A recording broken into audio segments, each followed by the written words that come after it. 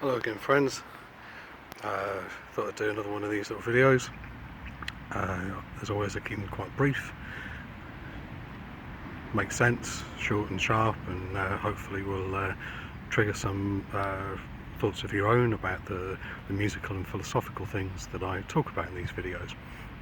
Today I want to talk about complexity, in particular in relation to music practice, as in, the making of music, the practice of it in concert. And the thing I want to draw attention to is the idea of modelling such practice in the terms of complexity theory. Now, complexity theory is the study of complex systems, for example the weather, but also other things like society, language, capital, etc., etc., and music.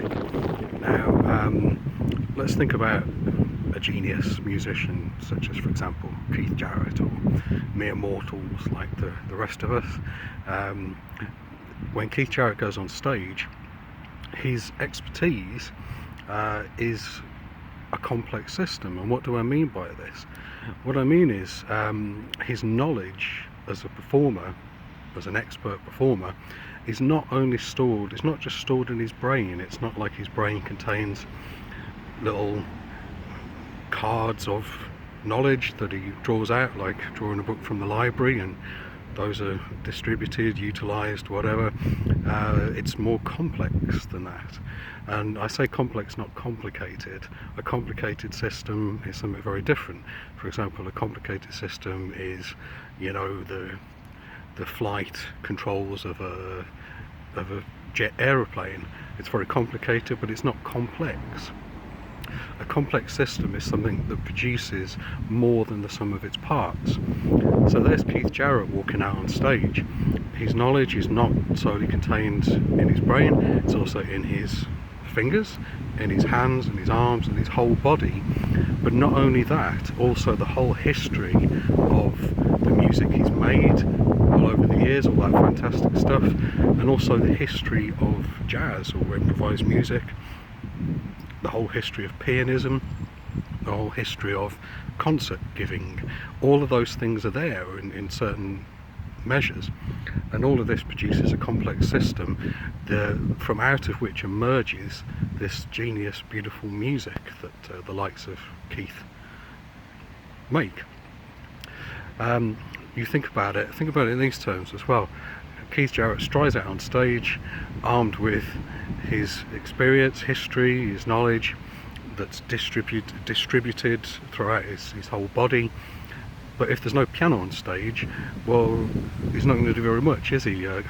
Keith Jarrett being Keith Jarrett, I'm sure could sing or clap, play rhythms on his legs, and it would still be fantastic. But there's no Colm concert without a piano on the stage there with him. So the piano itself is also part of that complex system. At which point, I should mention that there's a term used in complexity theory called distributed representation. The knowledge, that expert knowledge of music making, is distributed throughout the entirety of the complex system. So in the case of performance, that includes the venue, the lighting, the smells of the place, the audience. We've all had gigs where, afterwards you say, well, that was a good audience. If you're unlucky, you say, oh God, that was a bad audience, that was a difficult audience. Why do we say those things? Because the audience is also part of this complex system, which is this, extraordinary event of performance. So even something as simple as going on stage and giving a performance is in itself unbelievably complex, which is the beauty of it, of course, as well, which is why it's an art form, and also why we continue to practice it. I've got a gig coming up 2nd of December at the Silvershine Jazz Club in Bearwood, Birmingham.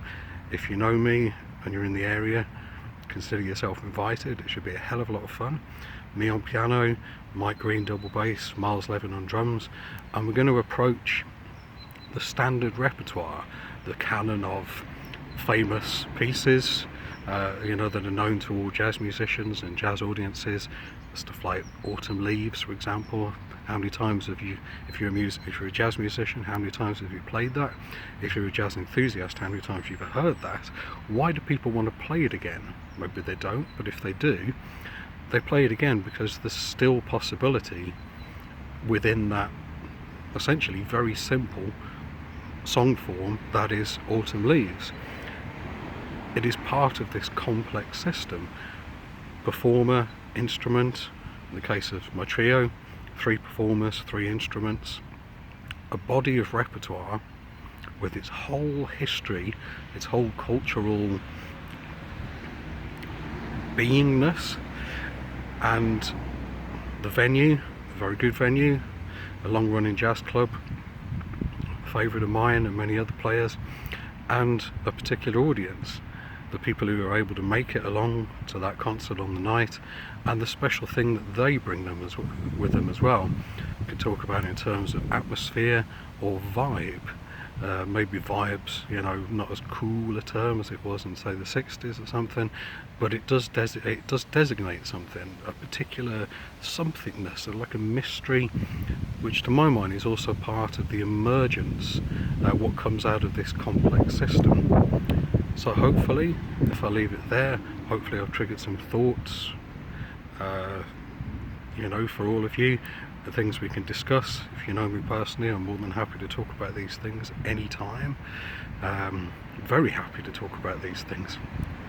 I'll leave it there for now, friends, on that note of the complex system, the distributed representation that is expertise in jazz practice, in the event of live performance, from a philosophical angle there, which is obviously something I always like to do with all of these talks. Take care, good luck, and speak to you soon. Bye bye.